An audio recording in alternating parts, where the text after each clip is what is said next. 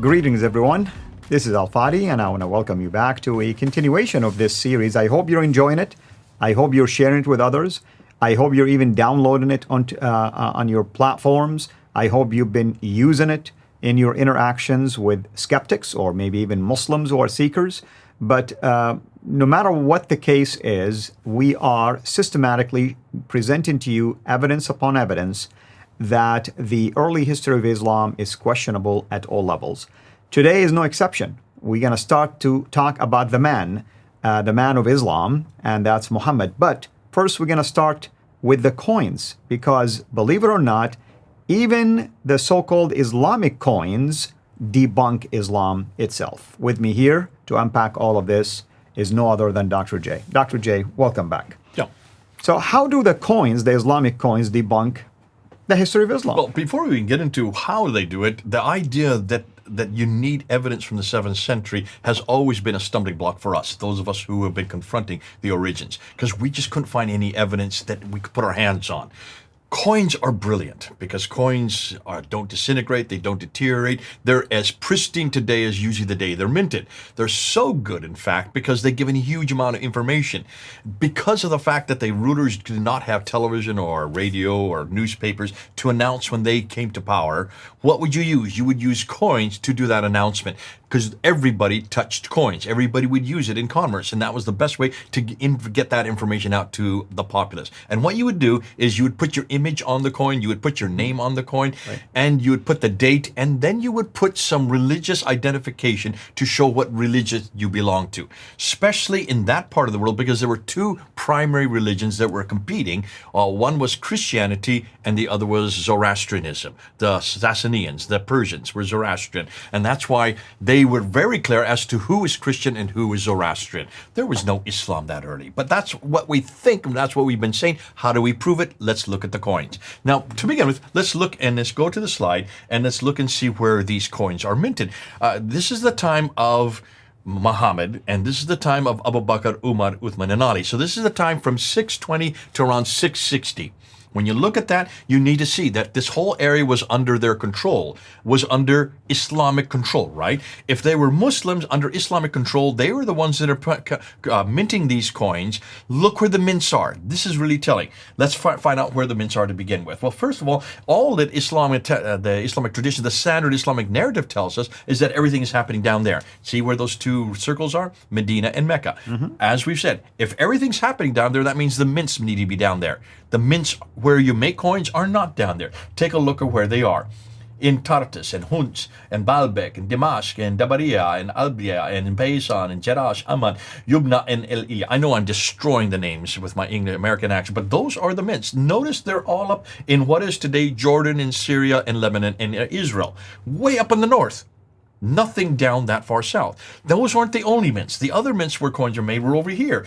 This is Susa, and Dasht, and Arajan, and Dishapur, and Ishkatar, and Tabuk, Harzan, and Darabjid, and Kavat Khura. Now, these are what used to be the Sassanian mints. The others are the Byzantine mints. So you have two different sets of mints. They're much further north. They're where the water is. If there's water, there are people. If there are people, there are civilizations. Where there is civilization, there is money. Where there's money, you need to mint the coins. So these coins that we're going to look at are all from those mints. There are no mints further south unless you go way down to Yemen and Oman, the Sabaean area. Other than that, there are no mints in between because there's nobody living there. Why? Because there's no water. I keep on coming back that there's no water. Now, let's take a look, and all of these mints would have been under the authority of any Arab leader or caliph in the 7th century, including the Muslim caliphs. None of these mints were in the Hijaz. Instead, they were all situated to far north. Let's look at a timeline. Let's put some of the coins up there. And what do we see? Using a timeline, you can see it tells you the story. You follow the mints, you follow the coins, you follow the story. If you want to see what was happening at that time, look and see what the coins tell you. At the time of Muhammad, there are no coins at all that say anything about him. He's not on any coin. Wait a minute, if he is the beginning of the caliphate, if he is the first caliph, if he is the caliph from 624 up until 632, why are there no coins with his name on it? Well, obviously, there are coins there, and they do have names on it. You can see the coins are all there. And what do you notice about those coins? They have crosses on them. And they are names, but they're not any of the names we would expect. Where's Umar? Where's where is Uthman, especially Umar and Uthman? Those are the two major ones. They had the most time. Where are their names? They don't see them there. That's true. I mean, you would think that their names would have popped up in any of these important transactional Abu Bakr was only in power for 2 tools. years, and Ali was 45, so maybe you can understand they were there long enough to make the coins. But certainly, Umar or Uthman's name should be there. No reference to anybody. Now, there is an Umar, but it's not the Umar we know. We're going to get to that. So the Sassanid Empire ceases, yet the Arab coins are Christian up to 661. 661 is when then Muawiyah takes over, destroys Ali, according to what the traditions tell us, the standard Islamic narrative tell us. This is when the Umayyad Caliphate comes to power, and he mints coins. When he comes to power, look at the coins that he mints. Notice the coin has crosses on it again.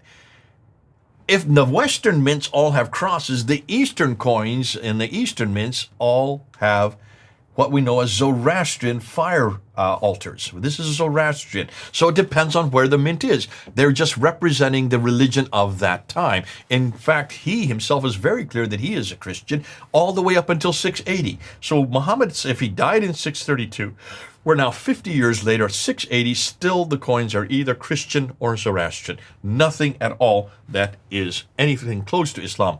Then we get to Abd al-Malik. When Abd al-Malik comes, he introduces this coin here, this golden solidus. And you notice it is a picture of Heraclius and his two sons, and it's a mockery of Heraclius. Because what used to be crosses, the Heraclius holding crosses on those orbs, with his two sons, and the backside is a Byzantine cross, which is the Byzantine Christianity. He has taken off the crosses out of the orbs, and he has made a mockery of the Byzantine cross. He has eradicated the crosspiece. And he uses this as tribute to give to the Byzantines. Now, in doing that, he causes a huge reaction from the Byzantines, and they go to war with him.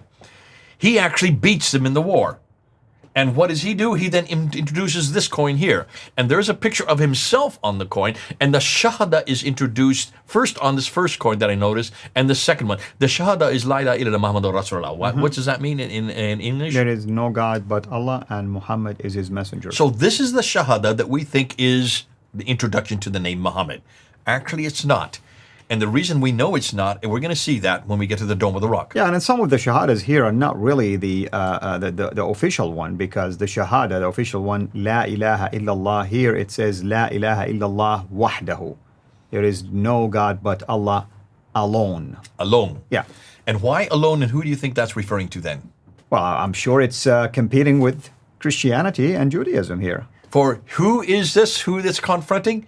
The person it's confronting is actually Jesus. He is nothing more than the messenger. We're going to see that on the Dome of the Rock. But hold on to that until we get to that, because that was created at the same time these coins were introduced. So we're going to looking at two pieces of evidence, but we need to keep our time on that. So here you have him, and he puts his own image. That's Abd al-Malik holding the sword. So he's going to war. He wins the war, and this is his thumbing at the Byzantines. He's thumbing his nose at them and saying, I have won the war. But then he introduces this coin here. See this coin here? This is the most dynamic coin, because this one not only has the Shahada, it also has references to Surah 4, Ayah 171, and also to Surah 112, which then becomes, now when I say that, that's what the Quran, that's what those references are in the Quran today.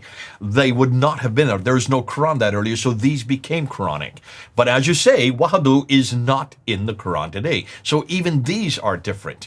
There's also Sharkatul, which means, and he has no associates. Yeah, Sharkatul, that it means that it's attacking Byzantine Christianity. It's attacking the divinity of Jesus. It's attacking the Trinity. For he neither begetteth nor is he begotten is also on that coin there. That is attacking John 3:16, the idea of Jesus being the begotten Son. So you can see this is an attack against Trinitarian Christianity. This is an anti-Trinitarian attack. These are Christian coins, actually. These are not Muslim coins. All the Muslims say this is proof that that's Islam. No, this is Abd al-Malik, who is an anti-Trinitarian. He's attacking the Trinity. He's attacking Jesus' divinity. He believes as a Christian that Jesus is a prophet, but he doesn't believe that Jesus is God. He believes there's only one God. That's why that's why there's such an emphasis on wahadu, that there is God and He is alone God. He's putting that emphasis there because he's attacking the Trinitarian formula. So the coins tell us exactly what's going on. What the coins are telling us, and let's just look at one more slide here. What the coins are telling us, that all the curly coins have a Christian identity. This is an internecine Christian attack. These coins are telling us that there is a debate that's happening between the Trinitarians and the anti-Trinitarians. These are all, first of all, Trinitarian coins. That's why you have the cross there on all of them. Right up through Muawiyah, he is a Trinitarian as well. It's Abdul Malik. Once you get to Abdul Malik, he introduces the anti-Trinitarian element. And he's attacking the divinity, he's attacking the Trinity, he's attacking the sonship of Jesus Christ. These make sense if you're anti-Trinitarian. That's why the coins expose exactly what's happening. He's even going to war and putting up his own image. And then finally he comes out and attacks the sonship against Jesus Christ. He puts it both in the gold solar disc and also in the silver coins. That both the ones in Persian and the ones in Byzantine now are saying the same thing. From this time on, from 696 till today, all the images have been taken off. So images were there all the way up. Remember, you can't have images anywhere. What are they doing on Abdul Malik's coins? Well, Muawiyah has images. They all had images. Right. So that was something that was introduced by Abdul Malik. But it was introduced as an anti-Trinitarian, attacking the idolatry of Trinitarian Christianity and putting Jesus Christ's image. They take off all images and say, because that is idolatry. So the whole idea of idolatry was introduced by Abdul Malik. Look at the coins to see that. What are we going to talk about next time? The next time, what we're going to do is we're going to go from the coins, we're going to go to the rock inscriptions, because the rock inscriptions say the same thing that the coins say. Wonderful. Thank you, everyone, for joining. Hopefully, you are enjoying what we are sharing with you. Until next time, have a blessed day. Thank you for watching this video. Be sure to like and subscribe to our channel, Sira International, and click on the bell so that you receive notifications whenever we publish a new video or go live. I would also like to appeal to you to consider becoming a Patreon patron by clicking the link right below. By doing so, you can give towards the production of these videos. There are also other options for you where you can give to our channel. I thank you from the bottom of my heart.